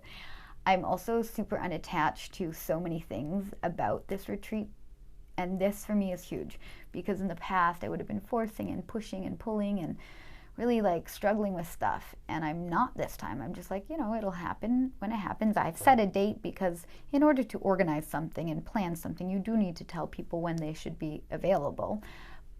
And so I set a date. I have in my heart a calling for 6 women to join me, and I know that that is tied to my favorite number, and this is episode 6. So funny. Or not. Coincidental. They're synchrodestinies. Synchronicities and synchrodestinies. And anyway, so that's the other thing I've been creating. So I've been taking a lot of time for myself with my breath work and meditation. I've been doing a lot of inner work and journaling. Journaling has been huge for me because it's really allowing me to pour out the subconscious stuff that has been stuck for so long, and I've revealed so much through breath work, meditation, and journaling in the last 8 weeks that like I thought I could spend uncovering in a lifetime. So this last 8 weeks has been so transformative, and I still have 4 more weeks of my certification program to go.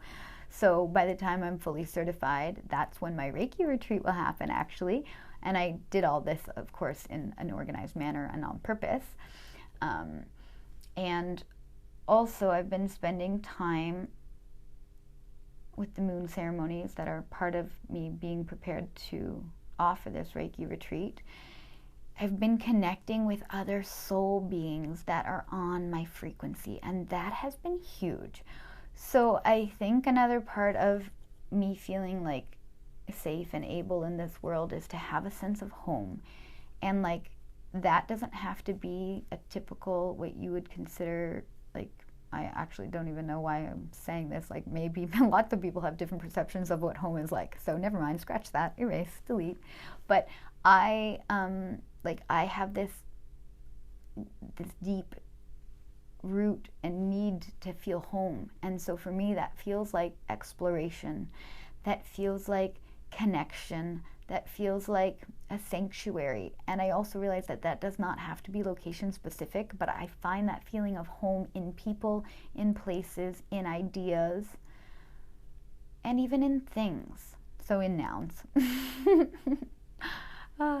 And knowing that, it has led me to so many beautiful beings in this last 8 weeks. I have met people that I never even could have dreamed exist in this world, and they have been such expansive people for me. They have like shown me things that I never thought possible. They have shown me things that I like only dreamed of, and they're actually doing these things, and they're actually being this way, and they're actually living these lives, and I'm like, OMG, yes, universe, keep bringing them to me. Yes, universe, keep letting these divine soul beings be part of my life. And so I'm so happy. I'm so happy. I'm so joyful. And so it's just allowing everything to flow. And I'm so grateful for these people who are in my life now. I hope that you're listening and you absolutely know who you are. These vibes come through. I'm so grateful. Yeah. So in these last 8 weeks, a lot has come up. And this morning, I was listening to this episode of a podcast called To Be Magnetic. And I recently found this podcast, maybe like in the end of January, beginning of February. And I had to like kind of listen to a couple episodes here and there, but didn't really catch on until like the middle of February. They were talking about an episode. I don't remember which one actually, but it was explaining the way my manifestation process has worked my entire life, and like putting vocabulary to my manifestations that I like didn't even realize fully was going on in my life. And it stopped me. And I have now been like consuming their podcasts as if they're candy. They're so good. They have been able to put words and help me see my process so clearly, and it's been really, really eye-opening for me, even down to the journaling with like binaural beats happening. Like that's how I journal. I put on music that is binaural beats and allows me to go so deep into my process and to get so clear on that feeling, because for me it's always been a feeling. It's a feeling and a knowing. And anyway, this morning, I was listening to one of their podcasts, and so funny, episode 222. If you know me, and if I've said in previous episodes, I think, I love angel numbers. Angel numbers are repeating numbers, or they can be like palindrome numbers that are like the same back and forth, or they can be like just a number that shows up consistently for you in your life. And these are signs from the universe, or I like to call them my angels, that are guiding me along the way. And I have been seeing angel numbers consistently, kind of like a game, almost like it's that funny how many times I'll see them in a day for like about a year or more now. It's been a while, and they are absolutely divine guidance for me. And I always look them up and see what they mean in those moments. And so anyway, I was listening to this episode this morning of the podcast, and it talked about how we learn to trust our intuition. And it was about like how we're learning to trust our intuition in our own ways. And we can do this by asking for signs and tracking the hits and the resulting data, like especially what happens when we follow our intuition. So, the episode was called Building Your Trust Muscle. And that's really what tuning into your intuition is all about. It's about building your trust muscle more and more and more. And so I was thinking about that, and it's like, yeah, I really have been listening to my intuition a lot lately. And then I was thinking back to moments even when I definitely in my life hadn't listened to my intuition, and like what resulted from that. And I'll circle back to that in a minute, actually. But the lady who was on this podcast, Tanya, I didn't catch her last name. She also spoke about making a daily manifestation list to counteract the narcissistic workaholic upbringing. And oh boy, that resonated so hard with me, because like a daily manifestation sounds to me so much better than a to-do list, to be honest. And usually when I make a to-do list, I actually try to call it like my focus list, so that I don't have just a to-do list. I mean, I have to-do lists that kind of are like indefinitely, like I must get these things done. But then I have like more daily or weekly focus lists. But I loved the idea of a daily manifestation list, because then literally I'm manifesting that thing. And actually, when I'm really in the practice of coaching myself daily and journaling daily, I end up coming up with a daily manifestation. It's just I don't call it that. I call it like, I don't even know what I call it. I just call it like my intention, I guess, for the day. Yeah, I don't have a name for it, but now I'm going to call it my daily manifestation. So thank you, Tanya, for that nice name. And what resonated so much was that narcissistic workaholic upbringing. And while that wasn't necessarily my upbringing, to be fair, over the last couple years, that's what I've done. Because I had so much activation and triggering in my day-to-day life that I was basically always in this dysregulated state. Not always, that's totally unfair, but I was very often in this very dysregulated state, and it was so hard for me to, I guess, do anything else but focus on my work, because at least I felt grounded in that, and I could like have something to, I guess, really hold on to and like ground me. And so again, there's no problem with that. I know I had a lot of clingy energy and graspy energy in bits and pieces of the work that I was doing, but most of the time I didn't, because my work was where I found my like calmness and like purpose. And so I just really resonated with like being in a workaholic type mode, because I was for the last couple of years, where I used that as my way to fully express myself in the best way that I could. And that I appreciate, because that was my most authentic self when I was doing my work in the last couple of years. And it was my work on myself, but also my work with my clients. And like that was just where I felt the most me and the most free and the most purposeful. And it also led to a little bit of burnout, because I was actually like spiritually bypassing the big stuff that was going on for me.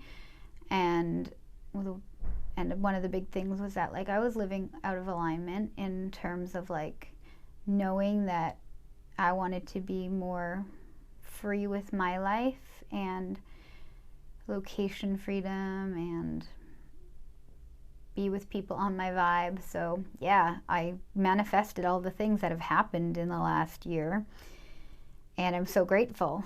So now I get to like continue manifesting, and I love this idea of a daily manifestation list, because then it cuts down on my to-do list and won't be using even the focus list. I'm just going to have a daily manifestation, something that I get done. And my subconscious needs a little bit of reprogramming. And so now that I'm super aware of that, especially because of the way she worded this, I'm like, wow, that's super helpful. And I'm just going to manifest one thing each day and see how the universe helps align that for me. And you can try it too. Like just in the morning, like think of one thing you want to manifest in that day, and then ask the universe to help align that for you. And then start to notice those little intuitive nudges, or maybe they're whispers, or maybe they're pulls, or maybe they're vibrations. Whatever an intuition bit feels like for you, could be more like know and follow that. So I knew I wanted to be guided and not by my own teacher today, and be like not be my own teacher today. For example, today I wanted to go sit down on my mat. Today was a day where I wanted to just listen to somebody else guide me through a breathwork and meditation, because I'm like, okay, I'm going to manifest something, and I need to have my mind free to like feel what that's going to be like. And so in my practice, I wanted to feel grounded. I wanted to feel cared for and care for myself more. And so like also in my listening to all of this morning, it came up that I should follow and flow. And so instead of forcing, I was thinking about what I needed to do this next day, like today, in my business and for my retreat, and what should be like my mini manifestation for today. And my ego said that it would be send the next email, do the next email for your retreat, and send it out to your email list. Obviously, like that just seemed very egocentric, and it's because people need to know, and they do. And then my doubt and fear said, they're probably going to most people spam anyways, because like yesterday, or not yesterday, but a few days ago, I like kind of looked at some of the analysis of how the emails go, and I don't often check the stats and details because I don't want to focus on that stuff, but I was just curious because mine popped up in, like, I send it to myself as well, and mine popped up as like, is this message safe? And then I was like, ooh, is everybody getting this message? Like, And so I checked, and I'm like, ooh, there's a lot of unopened emails. So maybe it is, in fact, going to people's spams because they are unopened. And then I was like, meh, doesn't really matter anyway. And so I spend, like, I think about it, and I'm like, I spend like hours on one email. And then I'm like, that's also not true. You spend like, at first I was spending like an hour on an email because I was humming and hawing and overanalyzing everything. But now I'm like, down to half an hour, it's okay, and that's how long it takes me to write sometimes when I'm pouring my heart and soul into something, and I'm okay with that. And I was like, well, if that's all I'm doing today, that's totally okay. I can go with that. And my present logical mind was telling me I don't have to send emails often and at all if I don't want to, because I was realizing and feeling into it, like a lot of my success comes from me being and me doing my own practice and me being in my own practice, like literally embodying my own practice and then sharing that with the world, like whether it be in a time lapse on Instagram or just telling people what I'm doing,